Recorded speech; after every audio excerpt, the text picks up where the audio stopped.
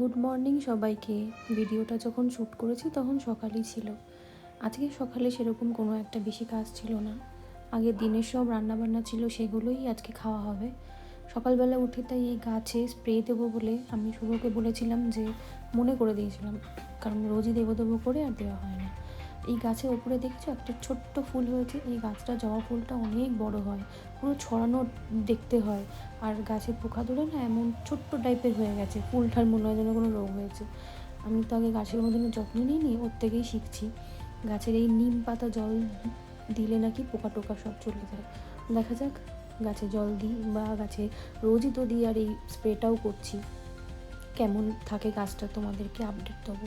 আর এই নিচের গাছটা আমাদের ওনারের, তো আমি একটু এই নিচের গাছটাতেও স্প্রে করে দিয়েছি। যখন জল দিই গাছ তো আর কারোর বলে মনে হয় না, তাই আমাদের এখানে ডগিগুলো বাচ্চা দেয় যখন, দেখো ওদের জন্য মাছ সেদ্ধ করছি। ডগিগুলো বাচ্চা দেয় এরকম 2-3টে ডগি না মারা যায়। আমি কলকাতায় আগে যখন ছিলাম স্টেরিলাইজেশন করিয়ে দিতাম। অনেক ডগি থাকলে তাদেরকে দেখাশোনা করা হয় না, আর কারোর পক্ষেই সম্ভব না যে এতগুলো কুকুরকে খেতে দেবো, সবার পক্ষে সম্ভব হয় না।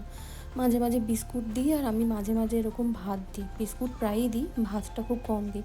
এরা ভাতটা খুব কম খায়, মাছ দিয়ে ভাত মনে হয় বাঙালি কুকুরগুলোই খায়। এরা হয়তো মাছ দিয়ে ভাত খেতে জানে না, তাই একটু সেদ্ধ করে ইলিশ মাছের মাথাটা ছিল, সেই ইলিশ মাছের মাথাটা সেদ্ধ করে এদেরকে ভাত মেখে দিয়েছিলাম। এই এখন দেখো 4টে কুকুর আছে, 6টা হয়েছিল, 2টো মারা গেছে। তো খুব খারাপ লাগে এসব দেখলে। চলো টাটা।